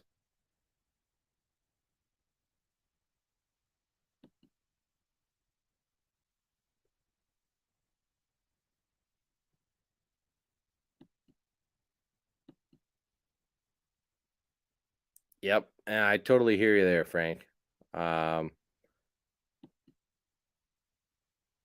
So you've got the curiosity in the stunner and the confidence in the re-range. It's hard to fit the world minnow in there, right? It's like if you already know what you like, are you going to mix things up all that much? Are you going to fish the world minnow for very long? Probably not. So you should probably just switch straight from the stunner to the re-range. And I would give the stunner a decent chance, but not fish it too slow. It's like, see if your fish are active first. See if they want that action. Kill it for maybe 3 seconds at a time before going, but just know that it's not suspending, right? It's not a traditional jerk bait. And then go to the re-range and know that it's going to do exactly what you thought it would. Unless it's high sun. If you've got really sunny conditions, then throw the flash boost and the world minnow and see what it possibly can do. But I don't know. That's just me. It depends on what you're doing and how deep you're going. I really like the roll from the re-range too.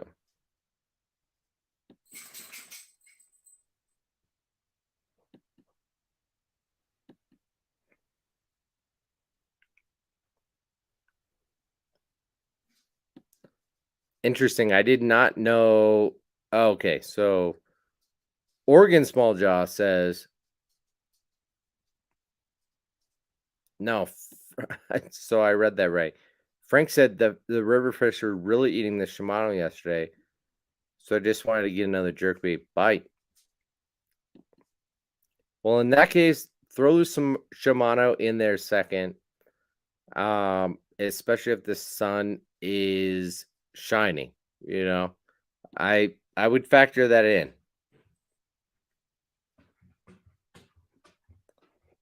The Loco Shad is, I don't want to say underrated because it's not necessarily, right? It's like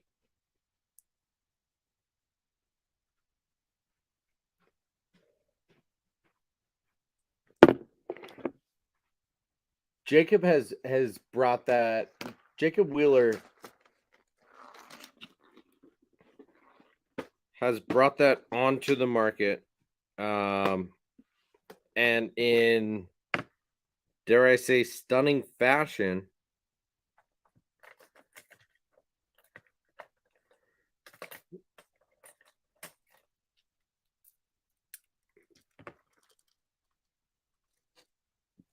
But in addition to all the Rapala jerkbaits that have been a thing,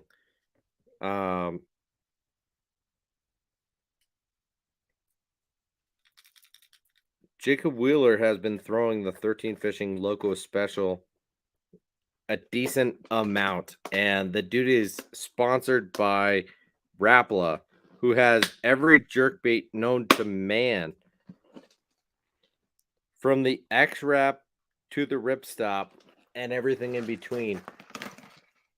So I don't know what to say, but the Loco Special is a good one.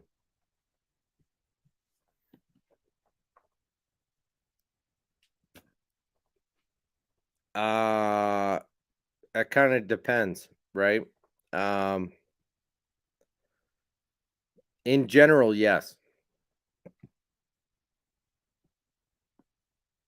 Depends on whether you're going for a dying bait fish or not. If you are going for a dying bait fish, I would throw the Stunna. If you want something that will suspend and sit right in their face, then no. I would throw the Re-Range, but very subtle differences.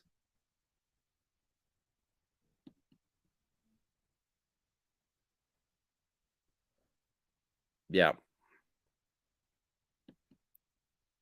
Loco Shad is a good one, and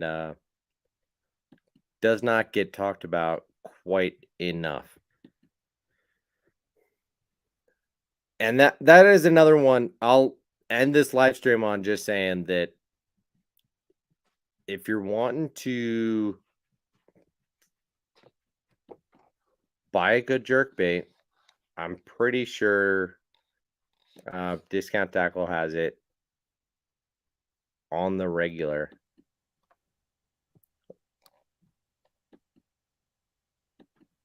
Let's see if we can find it.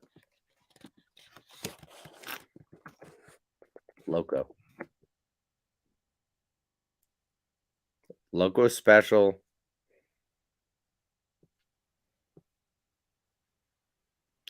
And they have them all included in one.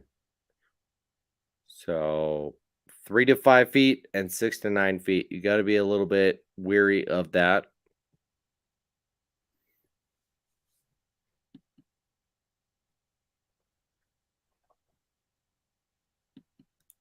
That golden nugget is on clearance. The regurgitated shad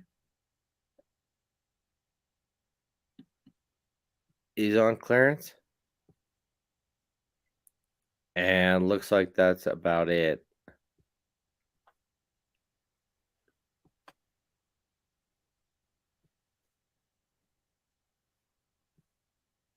Otherwise, you're paying less than full price, but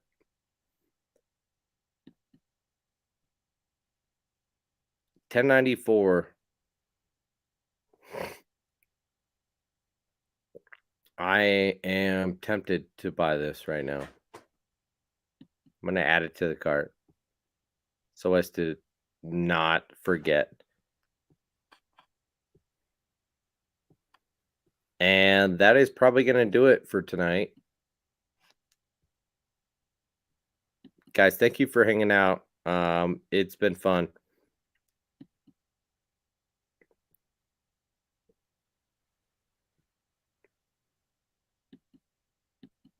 No, it's not cheap, but on Discount Tackle, you never know.